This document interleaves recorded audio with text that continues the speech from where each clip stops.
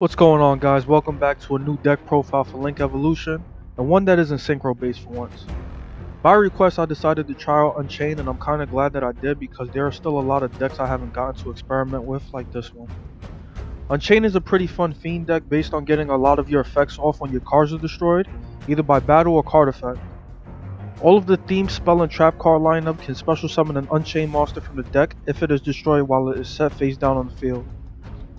The Unchained twin monsters also do the same, but they cannot destroy themselves with their own effects, which is a mistake I made initially.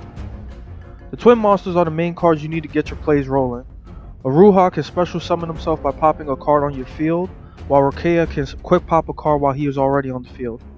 Thanks to this deck can swarm out monsters pretty well, whether it be during the main phase or the battle phase for a lineup of monsters attacking. The Unchained Soul monsters are the next big pieces of the monster lineup and have some pretty neat effects as well. Abominable Unchained Soul can special summon himself when a card is destroyed, and on summon he can pop a card by discarding one.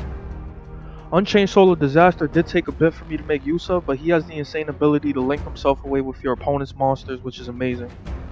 If you want to go into your Unchained Link monsters, you need one of these two Unchained Soul monsters, as the twins cannot link into them by themselves.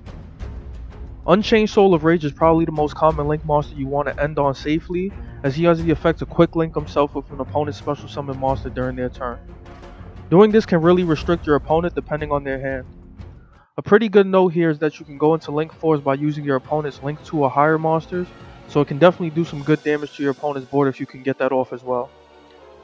Anguish is similar to Disaster, as it uses your opponent's monster as a material, but only during your turn.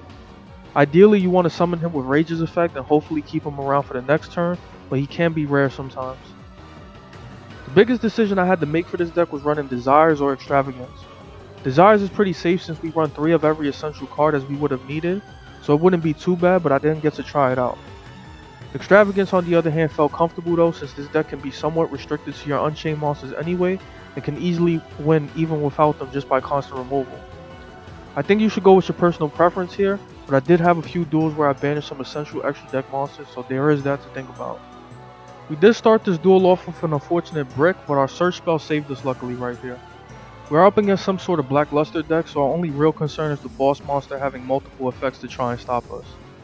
The twins have nice synergy with each other, as Rakea can pop a Ruha if you want to get Abominable or Disaster out in a hurry, but in this scenario I decided to go for some damage, as a Ruha can just crash into the equal attack Envoy.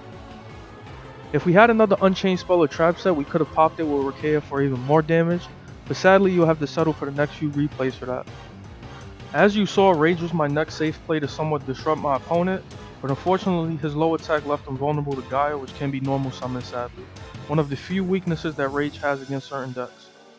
In all honesty, the top deck we needed here had to be amazing because I wanted to win here, but just like we did before, crashing your twins can be a pretty decent option if you want to get out Abominable in any case.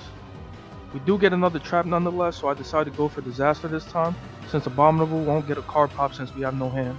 Linking away his monster, you would think we are guaranteed victory, but sadly we fall short just barely.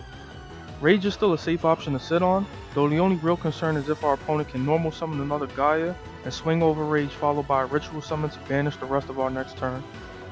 Thankfully this isn't the case, so we do take the win here. I think I got a lot of unique replays in this video, so I hope you guys enjoy. Let me know what you guys think in the comment section, and make sure to subscribe. Also, don't forget to check out the live streams on Twitch on the weekends and Tuesdays.